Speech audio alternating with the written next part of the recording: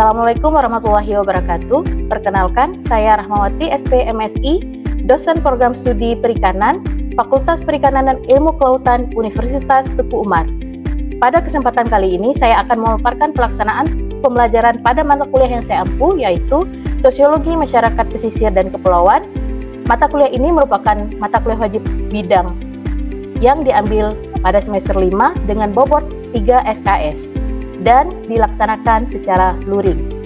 Proses pembelajaran yang saya rancang berdasarkan pada 3 komponen utama, yakni delivery, interaction, dan assessment. Melalui pendekatan student-centered learning, materi yang disampaikan menggunakan ceramah interaktif, studi kasus, presentasi, dan juga mengkaji berbagai fenomena sosial masyarakat pesisir seperti karakteristik masyarakat pesisir, perubahan sosial, konflik nelayan, modal sosial budaya pesisir, serta pemberdayaan masyarakat. Pada aspek interaction, mahasiswa didorong untuk berpartisipasi aktif melalui diskusi kelompok, tanya jawab, presentasi, dan pembelajaran berbasis masalah sehingga mampu mengembangkan kemampuan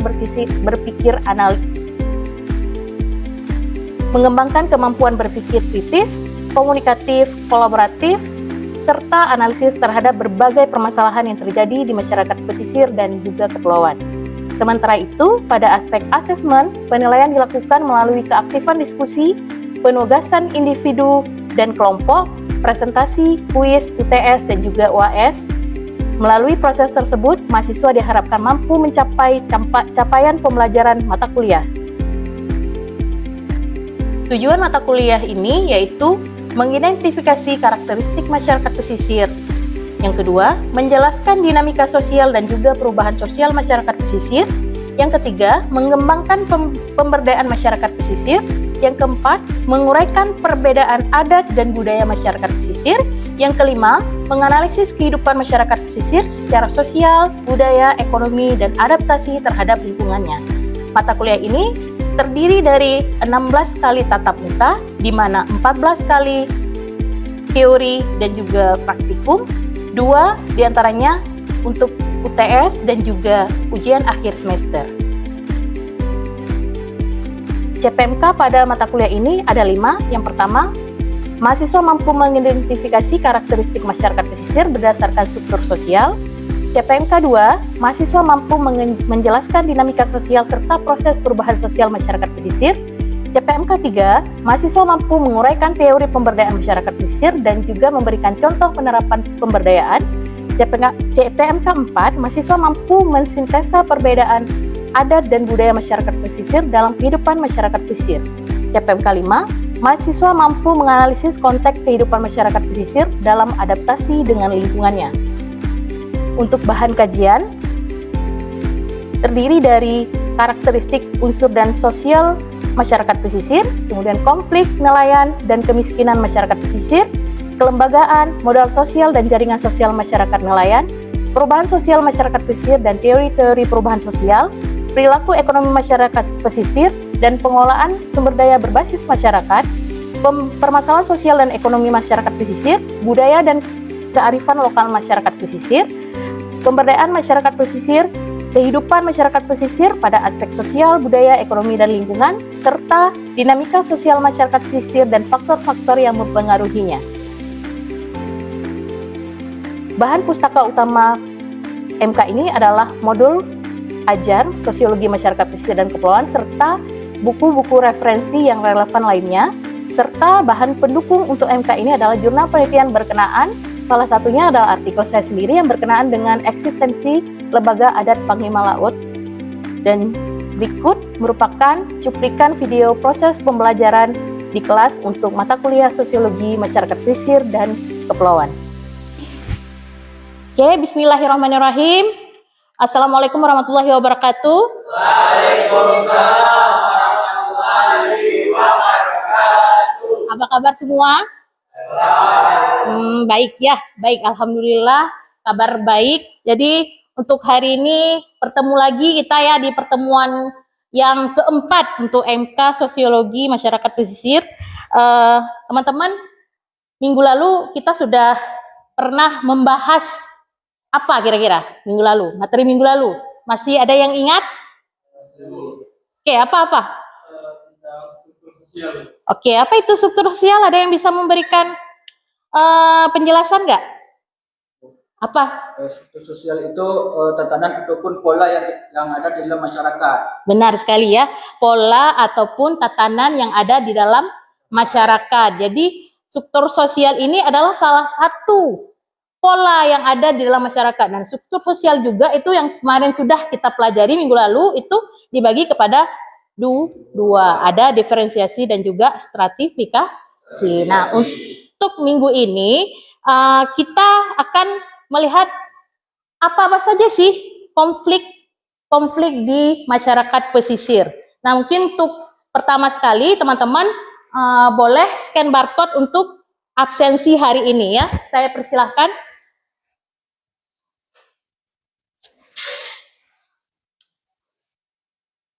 Sudah? Oke. Nah, untuk pembelajaran hari ini, tujuan yang mau kita capai yang pertama itu kita tahu apa itu konflik nelayan, ya. Karena kita kan anak-anak perikanan ya, yang harus tahu apa itu konflik nelayan, kemudian penyebab dan juga bagaimana solusinya, kemudian bagaimana manajemen konflik. Ketika konflik itu terjadi, bagaimana manajemennya. Nah, untuk pertemuan 4 ini itu akan ada kelanjutannya ya. Nanti teman-teman di akhir saya akan memberikan kasus yang kemudian minggu depan itu akan kita selesaikan. Oke, baik. Nah, ini ada 2 gambar ya. Sekarang saya mau bertanya nih, apa yang terbayang dengan teman-teman ketika melihat gambar ini? Oke, apa Indra? Konflik. Oke, ada konflik. Ada lagi nggak kira-kira? Apa? Satu kata saja. Debat. Oke. Ada lagi nggak? Apa? Demo. Oke. Ya, ini adalah disebut dengan debat ya. Apakah debat itu ataupun konflik itu buruk? Enggak. Kenapa nggak buruk? Karena ada sisi positif sama negatifnya. Ada sisi positif dan juga negatifnya. Oke. Berarti nggak selamanya konflik itu adalah hal yang buruk. Kira-kira kalau sama orang tua kita berkonflik buruk nggak? Buruk. Kenapa buruk? Kita melawan fundamental awal kita. Oke, kita melawan orang tua itu berarti itu adalah konflik yang buruk. Terus kalau di dalam forum ilmiah kita beda pendapat, baik atau buruk? Baik ya. Jadi nggak selamanya konflik itu adalah hal yang buruk. Jadi kita lihat dulu apa itu konflik. Nah, maksud konflik sendiri itu adalah dua pihak. Berarti terjadi antara dua pihak. Boleh nggak konflik sendiri? Enggak. Kalau konflik sendiri itu bukan orang waras ya.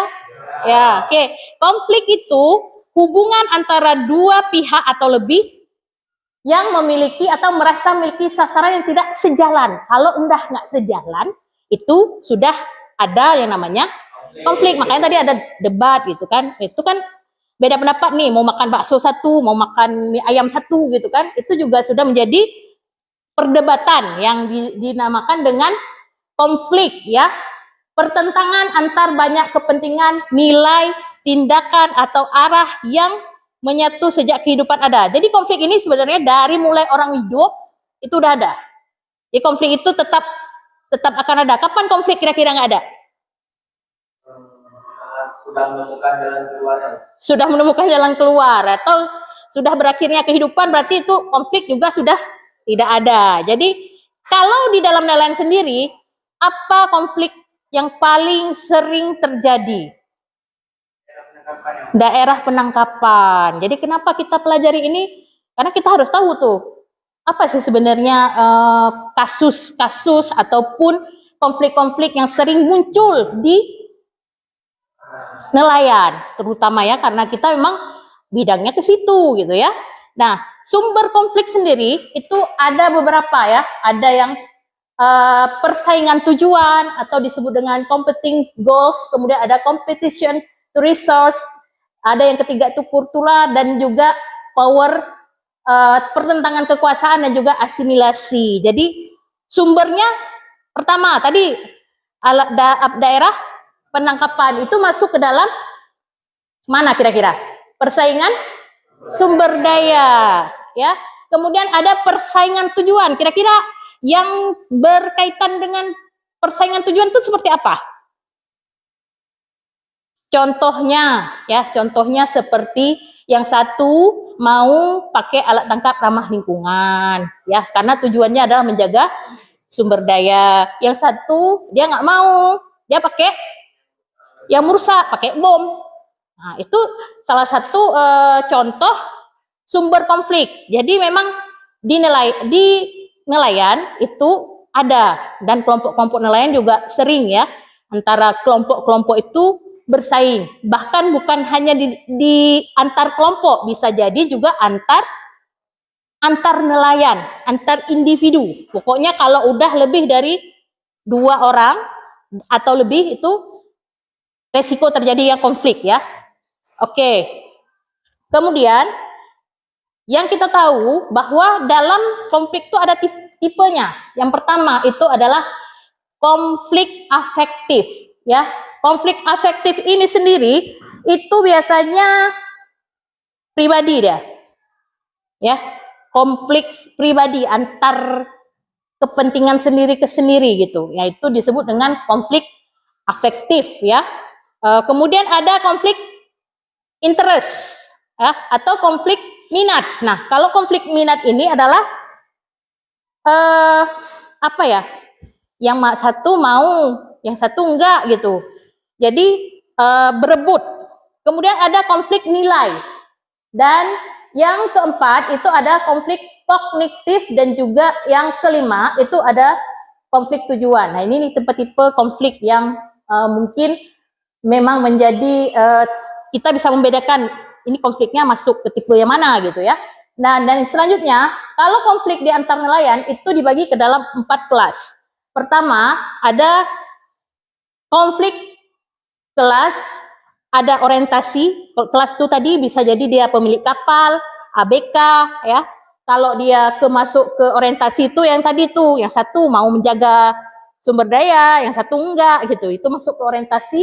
Kemudian agraria ini terkaitan ke sumber daya yang dia ambil gitu. Kemudian yang primordial ini lebih kepada ras. Jadi kadang-kadang kita kan agak sensi, misalnya orang luar ngambil sumber daya di Aceh Barat misalnya, itu disebut dengan konflik primordial, ya. Oke, kemudian nah, penyebab konflik dan juga solusinya.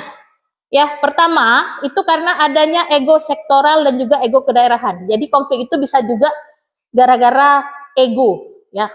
Semua bermula gara-gara kita ego, ya.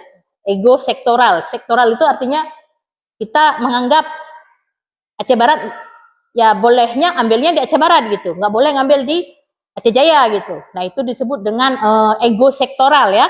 Kemudiannya ada kurang paham kita terhadap orang lain, ataupun kurang mengapresiasi. Itu juga bisa menjadi salah satu penyebab konflik. Kemudian ada lemahnya koordinasi. Jadi kenapa selama ini konflik itu bisa terjadi? Salah satunya adalah kurang koordinasi ataupun komunikasi kita yang lumayan buruk, ya. Itu bisa menjadi penyebab. Kemudian belum dipakainya pertimbangan daya dukung lingkungan. Kemudian ada batas pengelolaan yang tegas dan jelas mengenai kawasan pesisir. Dan juga yang keenam itu adalah lemahnya koordinasi serta kemampuan aparatur dan juga kelembagaan dalam mengelola dan pemanfaatan sumber daya. Oke, nah kira-kira teman-teman ada nggak yang mau ditanyakan terkait dengan penyebab konflik dan juga solusinya? Ada nggak?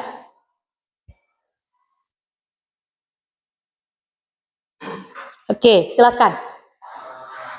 Tadi kan ada konflik mengenai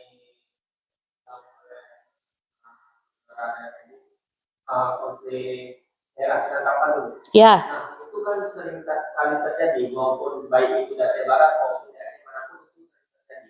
Sering didapatkan di lapangan. Nah, menurut Ibu solusi terbaik atau yang lebih konkret untuk Daerah kita jalankan penangkapan ya. solusinya tadi agar nelayan itu nggak saling konflik saat sedang melaut. Ini dua kami sini, ini dua kami gitu. Mungkin ada solusi terbaik. Oke, gimana caranya supaya itu ya daerah penangkapan itu nggak menjadi suatu perebutan gitu ya, perebutan ya. Makanya pemerintah kita itu sudah menerapkan yang namanya wilayah penangkapan sebenarnya ya, yang mana yang boleh sama daerah, boleh provinsi dan juga boleh sama kabupaten gitu kan. Nah, biasanya itulah yang menjadi tugas dari masing-masing panglima laut. Jadi panglima laut itu yang terus berkoordinasi supaya kelompok-kelompok ini itu tidak melanggar gitu. Ya, yang tadinya itu makanya kenapa kelompok-kelompok nelayan itu harus berkelompok. Kenapa? Pertama dia harus bisa supaya dia bisa mengakses permodalan. Ya, yang kedua menghindari terjadinya konflik juga gitu ya, batas-batas wilayah itu gitu kan. Nah, kalau tadi dan hampir hari ini pun masih terjadi perebutan wilayah tangkap. Ya, jangankan dengan sesama daerah misalnya dengan orang luar pun begitu gitu kan. Bahkan mungkin sumber daya kita juga ada yang diakses sama bukan orang Aceh sendiri gitu, walaupun itu di wilayah Aceh gitu ya. Jadi yang pertama itulah memperkuat koordinasi tadi. Karena kan di sini penyebabnya adalah belum adanya koordinasi atau kerjasama antara berbagai pihak. Jadi yang pertama harus diperkuat apa? Kelembagaannya, lembaga adat laut tadi, adat panglima laut tadi yang harus diperkuat supaya menjaga batas ataupun daerah penangkapan si nelayan ini. Misalnya Aceh Barat, berarti kan mereka punya panglima laut tuh ya, mereka ada disebut dengan panglima laut lo dan seterusnya. Jadi emang pertama yang harus sekali diperkuat kelembagaannya dan juga ego tadi ya, karena kan tadi ego. Jadi kalau kita masih mempertahankan ego sampai kapanpun ya begitu terus gitu. Ego itu bisa merusak tatanan masyarakat ya. Oke. Nah, selanjutnya ini situasi konflik yang biasa sering terjadi. Nah, dari gambar ini kira-kira ada nggak teman-teman yang mau memberikan pendapatnya? Ada nggak? Apa itu kompromi? Kemudian ada ini yang disebut dengan manipulasi. Saat kapan dia terjadi apa namanya dia mengalah. Ini kan ada mengalah, menyelesaikan, menghindar atau memenangkan. Jadi kalau di konflik itu kita biasanya masuk ke dalam kita mengalah aja atau kita menghindar konflik itu atau kita menyelesaikan konflik itu pilihannya ya atau memenangkan. Nah, kalau teman-teman dikasih pilihan ya, situasi konflik, kira-kira milih yang mana? Memenangkan. Ini menyelesaikan. Nah, kalau memenangkan artinya apa yang harus kita lakukan? Artinya Bu, kita argumentasi kita harus kuat. Oke. Jadi, ini ada 4 situasi yang terjadi ya. Kalau kita memenangkan, kita nggak peduli itu yang namanya relasi. Bodoh amat sama teman-teman, bodoh sama kawan-kawan, ya kan? Dan kita butuh dipuji-puji, ya, butuh prestasi. Maka apa yang kita lakukan? Manipulasi. Maka kita akan memenangkan konflik tersebut. Itu situasi konflik yang terjadi. Nah, kalau tadi menyelesaikan, maka dia sangat butuh berdiskusi ya, sangat butuh yang namanya relasi, kolaborasi dan juga sangat butuh prestasi sehingga dia melakukan kompromi dan juga akan menyelesaikan. Berarti 2 ya, tadi pilihannya ada yang mau memenangkan, ada yang mau menyelesaikan. Kalau kita mau mengalah, apa yang kita lakukan?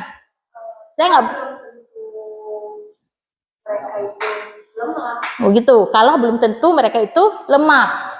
Jadi kalah itu karena kita butuh kawan, ya nggak apa-apa lah, ya apa-apa ngambil aja gitu. Nah, ya itu disebut dengan mengalah. Jadi situasinya adalah ketika kita mau berkompromi, kita sangat butuh relasi, kemudian kita tidak butuh prestasi. Prestasi itu boleh kita bisa mengakses sumber daya ya. Maka kita akan mengalah gitu ya. Dan yang terakhir adalah nggak butuh prestasi, nggak butuh juga relasi, ya udah kita akhirnya menghindar dari konflik. Nah, yang sering terjadi di teman-teman apa? Mengalah atau menghindar? Menyelesaikan. Baiknya adalah menyelesaikan kan. Kalau di pesisir atau nelayan sendiri itu harusnya kita memilih yang menyelesaikan, tapi kadang-kadang ada juga yang kita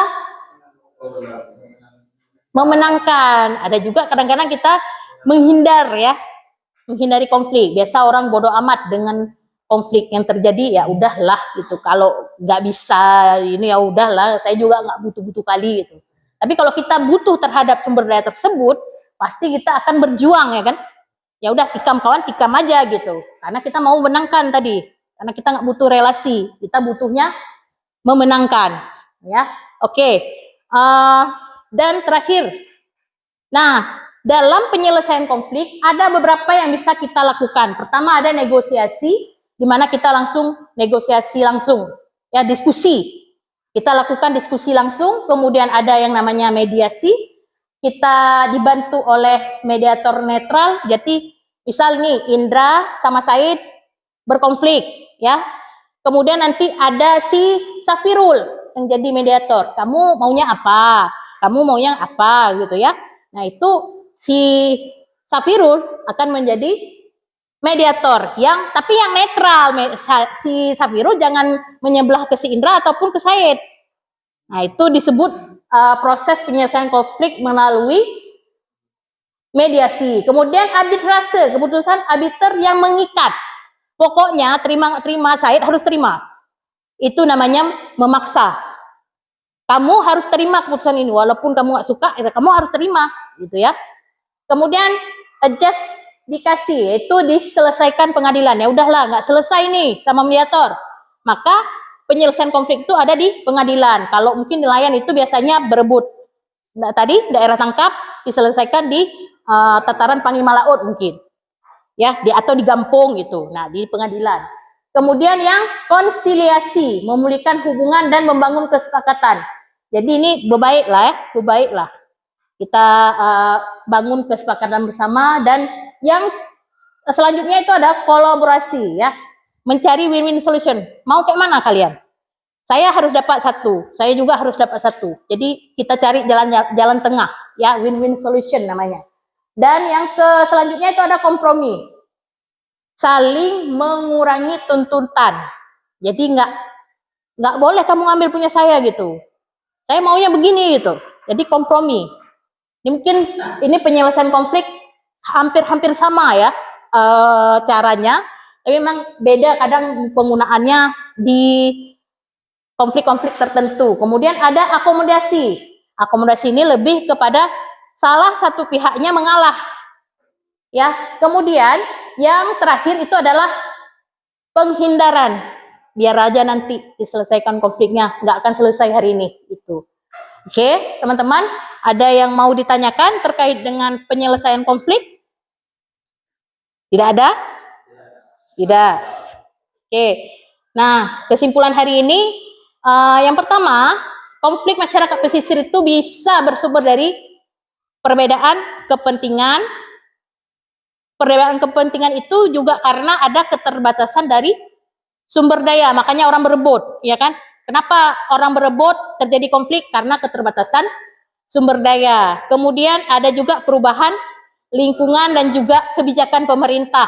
Pemerintah sebelumnya nggak ada tuh melarang penggunaan alat tangkap, misalnya troll. Sekarang sudah gitu. Jadi itu juga bisa menyebabkan konflik ya. Sampai hari ini pun masih ada tuh yang menggunakan gitu ya. Karena itu terus berkembang di masyarakat. Dan yang selanjutnya konflik ini bisa berakibat pada sosialnya masyarakat ya tadi, kehubungan masyarakat, juga kepada ekonomi masyarakat, dan juga pengaruhnya kepada lingkungan ekologi ya, ekologi dari sumber daya tersebut. Nah, penyelesaian konflik yang efektif itu biasanya menggunakan negosiasi, kemudian mediasi, kolaborasi, dan juga penting ya, ini partisipasi seluruh pemangku kepentingan ya. Jadi emang di dalam penilaian sendiri, berarti pemangku kepentingan adalah salah satunya, yang aktornya itu adalah nelayan, ada panglima laut ya, dan juga pihak-pihak terkait. Oke, nah terkait dengan materi hari ini, minggu lalu kan kita sudah bagi kelompok ya, sudah ada kelompok, jadi saya akan memberikan tugas ya. Ini ada tugas kelompok, jadi teman-teman silahkan nanti dibaca skenario masalahnya. Itu adalah Desa Bahari, pemerintah daerah menetapkan sebagian kawasan pesisir sebagai wisata bahari, tapi namun sebagian nelayan menolak karena mereka pakai sebagai daerah sandar perahu ya. Dan di sisi lain pelaku usaha juga mendukung sebenarnya karena memang menguntungkan mereka gitu, tapi nelayan menolak karena mereka bisa lagi sandar perahu di sana. Nah bagaimana mungkin teman-teman akan bisa menyelesaikan kasus ini dengan rekomendasi. Nah, pada akhirnya nanti teman-teman harus menyusun sebuah rekomendasi kebijakan yang dapat menciptakan keseimbangan biar nelayan, si pelaku usaha ya itu tetap bisa kolaboratif tadi ya. Ini kan berkonflik antara si nelayan nggak bisa sandar perahu, tapi si pelaku wisata mau nggak ada perahu yang bersandar, perahu nelayan di sana, karena mereka memang melakukan pelaku usaha ya. Jadi bagaimana teman-teman bisa memilih bagaimana penyelesaian konflik yang bisa dilakukan di sini. Nah, teman-teman boleh nanti susun di dalam bentuk PowerPoint ya, dan akan kita presentasikan di minggu depan. Kira-kira untuk tugas studi kasus ini ada yang mau ditanyakan? Ada? Cukup jelas? Sudah cukup jelas. Sudah cukup jelas. Oke, baik. Untuk pertemuan hari ini saya rasa cukup sekian dan terima kasih. Mudah-mudahan teman-teman sehat semua ya. Assalamualaikum warahmatullahi wabarakatuh. Waalaikumsalam warahmatullahi wabarakatuh. Sekian video rekaman proses pembelajaran untuk mata kuliah Sosiologi Masyarakat Pesisir dan Kepulauan Program Studi Perikanan Fakultas Perikanan dan Ilmu Kelautan Universitas Teguh Umar. Video ini digunakan sebagai salah satu syarat penyusunan dokumen pernyataan diri dosen dalam unjuk kerja Tridharma Perguruan Tinggi sebagai pertimbangan penilaian sertifikasi dosen tahun 2026. Sekian dan terima kasih. Assalamualaikum warahmatullahi wabarakatuh.